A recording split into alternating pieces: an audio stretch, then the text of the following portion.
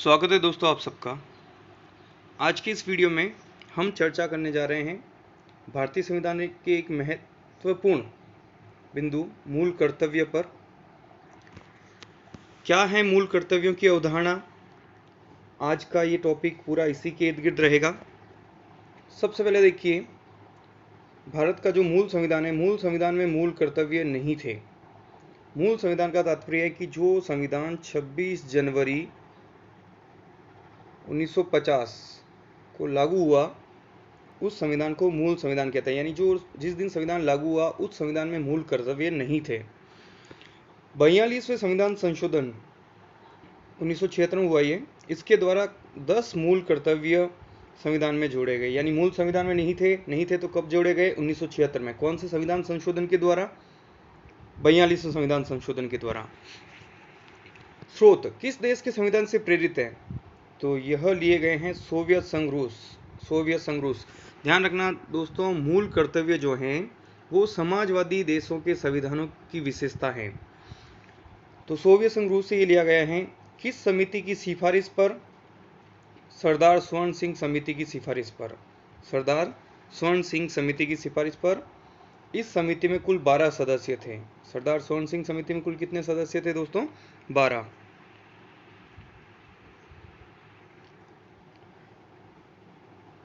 फिर देखिए 12 सदस्य कौन कौन से थे वो देख लेते हैं। सरदार स्वर्ण सिंह स्वयं जो इस समिति के सभापति थे, AR अंतुले जो इस समिति के सचिव थे। ये दोनों इंपॉर्टेंट हैं। सरदार स्वर्ण सिंह समिति के अध्यक्ष तो आप सबको पता है कि उस नाम में आ जाता, लेकिन इस समिति के सचिव कौन है? AR अंतुले। और इसमें कुल कितने सदस्य है? ये बहुत ही महत्वपूर्ण प्रश्न है। 12 सदस्य। फिर SS Ray, Rajni Patel, HR Gokhale, VA Syed Mohammad,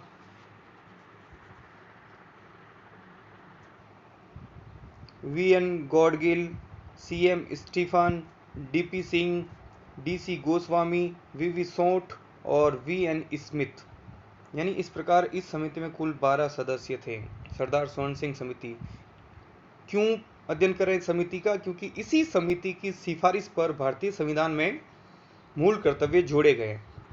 या यूं कहें कि पूरा 42वां संविधान संशोधन है, उसका ड्राफ्ट इसी समिति ने तैयार किया था। इस समिति को तत्कालीन कांग्रेस अध्यक्ष DK बरुआ ने नियुक्त किया था। ये भी एक महत्वपूर्ण प्रश्न है, कहीं कॉम्पिटिटिव एग्जाम में पूछा जा सकता है कि सरदार स्वर्ण सिंह समिति को किसने नियुक्त किया था?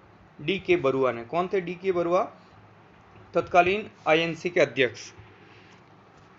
अब देखिए मूल कर्तव्य संविधान के कौन से भाग में? भाग 4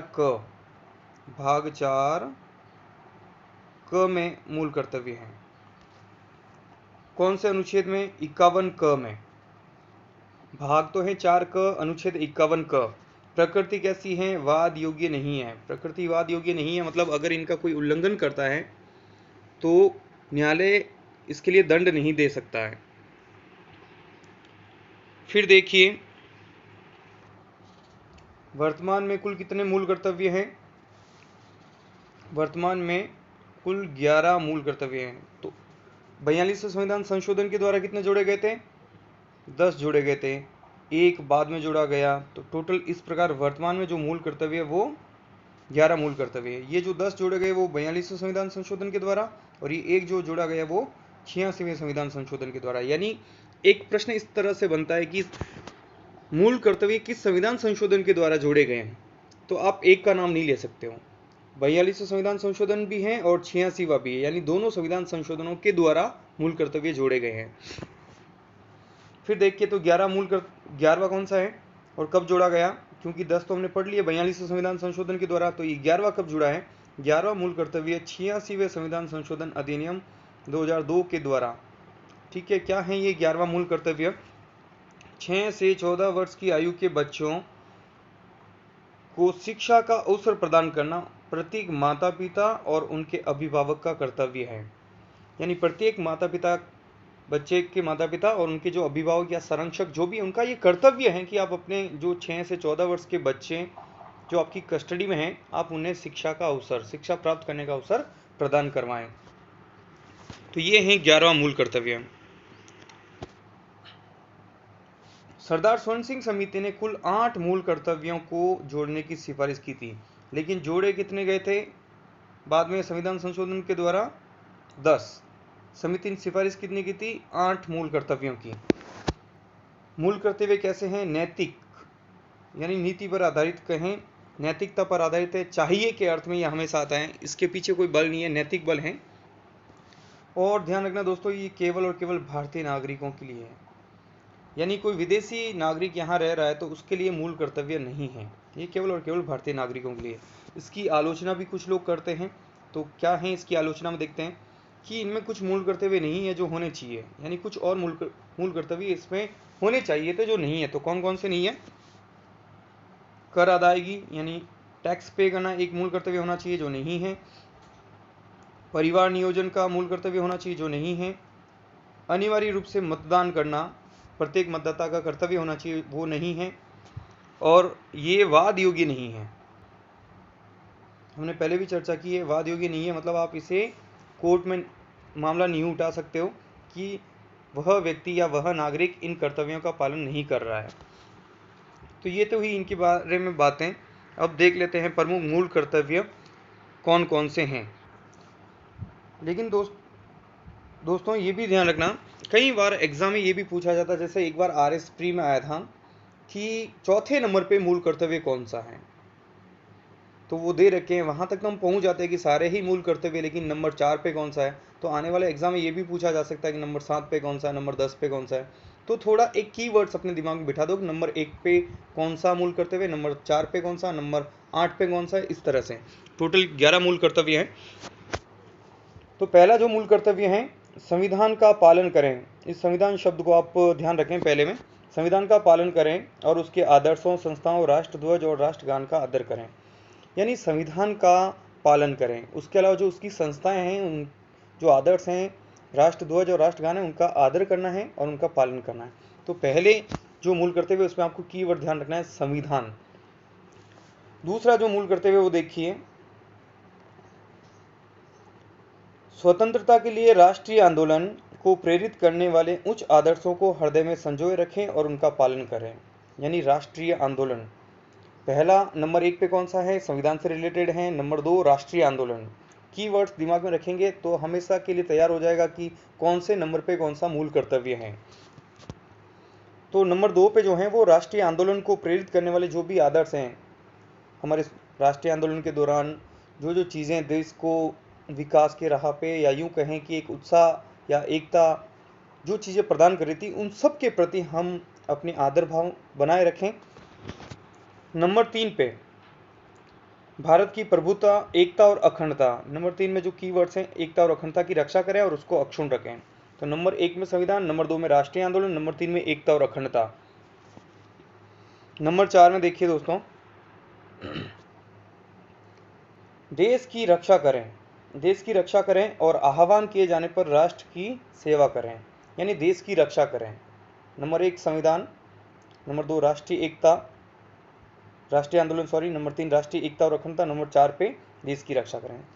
तो देश की रक्षा करें और आह्वान किए जाने पर राष्ट्र की सेवा करें, यानी देश हमसे ये उम्मीद करता है कि जब राष्ट्र संकट में हो, अगर हमें सरकार की तरफ से, राज्य की तरफ से अगर आह्वान किया जाए तो हमें हमेशा तत्परता के साथ राष्ट्र की सेवा करनी चाहिए, उसकी रक्षा के लिए आगे आना चाहिए।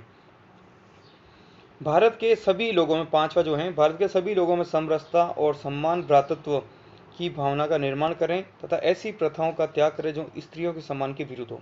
यहाँ पे देखिए आप कीवर्ड्स जो हैं पकड़ सकते हो, समरसता और सम्मान भ्रातृत्व। हाथ की 5 अंगुलियां होती हैं, अंगूठे सहित, तो बोल सकते हैं कि पांचों अंगुलियां बराबर नहीं होती, लोग ऐसा कहते हैं। तो पांचों अंगुलियों को बराबर रखना, मतलब उसको बोलते हैं यूनिटी बोल सकते हैं हम लोग। तो सम्मान भ्रातृत्व, सबको बराबर नज़र से देखना चाहिए। तो नंबर 5 में जो है वो आपका मूल कर्तव्य सम्मान भ्रातृत्व और समरसता की भावना का निर्माण करें और उसके साथ में ऐसी प्रथाओं का त्याग करें जो स्त्रियों के सम्मान के विरुद्ध हो। तो सम्मान भ्रातृत्व, सम्मान बंधुत्व बोल सकते हैं, ये ध्यान रखना। छठा जो मूल कर्तव्य है वो हमारी सामाजिक व सांस्कृतिक गौरवशाली परंपरा का महत्व समझे और उसका परिरक्षण करें। यानी सांस्कृतिक गौरवशाली परंपरा, सांस्कृतिक शब्द को ध्यान में रखिए। नंबर 6 में संस्कृति, संस्कृति से रिलेटेड जो मूल कर्तव्य है नंबर 6 में है, यानी जो हमारी गौरवशाली परंपरा है, अतीत रहा है, उसको हम उसका महत्व समझें और आने वाली पीढ़ियों को भी उनसे परिचित करवाएं, और हम गर्व कर सकते हैं कि हमारा इतिहास इतना गौरवशाली रहा है, हमारी संस्कृति बहुत ही अच्छी रही है। नंबर 7 पे देखिए, प्राकृतिक पर्यावरण की रक्षा करें और उसको संवर्धन करें, प्राणी मात्र के प्रति दया भाव रखें। तो नंबर 7 बहुत इजीली आपको याद हो जाएगा। देखिए जो प्रकृति है, हमेशा प्रकृति में 7 रंग होते हैं, इंद्रधनुष होता है, उसमें 7 कलर्स होते हैं, पूरी प्रकृति उसमें समाई हुई होती है। तो 7 नंबर पे पर्यावरण या प्रकृति आप ध्यान में रखिए, प्राकृतिक पर्यावरण दोनों चीजें हो जाएगा इसमें। तो प्राकृतिक पर्यावरण की जो चर्चा है नंबर 7 बिंदु में की गई है, उसकी रक्षा भी करें, उसका संवर्धन यानी उसका और अच्छे से विकास करें, और प्राणी मात्र के प्रति दया भाव रखें।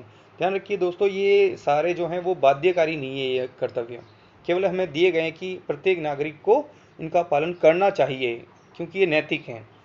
नंबर 8 पे, जब आप प्राकृतिक पर्यावरण की रक्षा करते हो उसके बाद आप में वैज्ञानिक दृष्टिकोण होना चाहिए। नंबर 8 में विज्ञान, 6 में संस्कृति, 7 में प्राकृतिक पर्यावरण, 8 में वैज्ञानिक दृष्टिकोण, फिर मानववाद, ज्ञानार्जन, सुधार की भावना का विकास करें। यानी इस प्रकार के दृष्टिकोण हमें अपनाने चाहिए ताकि समाज और हमारा राष्ट्र सब आगे बढ़े। फिर 9 में देखिए, सार्वजनिक संपत्ति को सुरक्षित रखें और हिंसा से दूर रहें। नंबर 9 पे, यानी जब इतने सारे हम दृष्टिकोण अपना लेंगे तो हमारा निश्चित तौर पे हम ऐसा कोई कार्य नहीं करेंगे जिससे सार्वजनिक संपत्ति को नुकसान हो या हम हिंसा में लिप्त हो। कब? जब सारे अच्छे अच्छे दृष्टिकोण हम अपना लेंगे। तो 9 पे सार्वजनिक संपत्ति, 8 पे वैज्ञानिक दृष्टिकोण, 7 में प्राकृतिक पर्यावरण, 6 में सांस्कृतिक या संस्कृति शब्द ध्यान में रखिए, 5 में जो था वो सामाजिक समरसता था। फिर देखिए 10 में व्यक्तिगत और सामूहिक गतिविधियों में उत्कर्ष की ओर बढ़ने का प्रयास करें। इसको एक बार ये आखिरी मान लो, क्योंकि 42वें संविधान संशोधन के द्वारा अपने दोस्तों याद किया है कि भाई 10 मूल कर्तव्य जोड़े गए थे। तो जो लास्ट वाला उन्होंने इस तरह से जोड़ा कि चलो ठीक है, 9 काम आपको दे दिए कि भी संविधान का पालन करो, राष्ट्रीय आंदोलन, राष्ट्रीय एकता, अखंडता, सारी चीज़ों को लेते हुए, ठीक है ना, संस्कृति की गौरवशाली परंपरा वगैरह सब चीज़ों को देते हुए लास्ट पॉइंट उन्होंने ये डाला कि भी व्यक्तिगत और सामूहिक आप सब मिल के जो है ऐसी गतिविधियां करो ताकि हम आगे बढ़ें, ऐसे प्रयास करो। तो लास्ट वाला ये डाला था, व्यक्तिगत और सामूहिक बात उन्होंने इस पॉइंट पे खत्म की थी। तो जो 10वां है 42वें संविधान संशोधन के द्वारा आखिर में जोड़ा गया वो सबके लिए संदेश था। फिर देखिए 11वां जो मूल करते हुए बाद में 86वें संविधान संशोधन के द्वारा जोड़ा गया, हमने ऊपर भी इसमें अध्ययन कर लिया। 6 से 14 वर्ष की आयु के बच्चों के माता पिता और अभिभावक उन्हें शिक्षा का अवसर प्रदान करें। तो ये हैं जो दोस्तों 11 मूल कर्तव्य। तो इसमें हम देखिए कुछ और बातें हैं जो हम देख लेते हैं साथ ही साथ। 24 जनवरी 1950 को राष्ट्रीय गान यानी जन गण मन को अपनाया गया। भारतीय ध्वज संहिता यानी हम ध्वज फहराते हैं 26 जनवरी 15 अगस्त, तो किस प्रकार फहराना चाहिए ध्वज को, किस समय फहराना चाहिए, किस समय ध्वज को उतारना चाहिए, उतारने के तरीके, ये सब बातें ध्वज संहिता में हैं, इनका हमें पालन करना चाहिए। ध्वज संहिता 2002 में मैंने इसलिए यहाँ पे जोड़ा है क्योंकि ये जो है मूल कर्तव्यों से संबंधित बिंदु हैं। और CR ईरानी समिति और वर्मा समिति, इन दोनों समितियों का जो संबंध है वो मूल कर्तव्यों को प्रभावी बनाने से है। ये भी आ सकता है कि CR समिति की का जो संबंध है वो किससे है, तो मूल कर्तव्यों से है। तो दोस्तों आज की इस वीडियो में इतना ही। उम्मीद करता हूँ आज का ये वीडियो आपको पसंद आया होगा। मूल कर्तव्यों को बिल्कुल संक्षिप्त में आपको पूरा करवाने की कोशिश मैंने की है। अगर आपको पसंद आए तो इसे लाइक ज़रूर कीजिए, अपने दोस्तों और परिवार के सदस्यों के साथ शेयर कीजिए जो अध्ययन से रुचि रखते हैं, अध्ययन में, या कोई कॉम्पिटिटिव या कोई भी एग्ज़ाम की तैयारी कर रहे हैं वो। धन्यवाद दोस्तों आप सबका एक बार फिर से।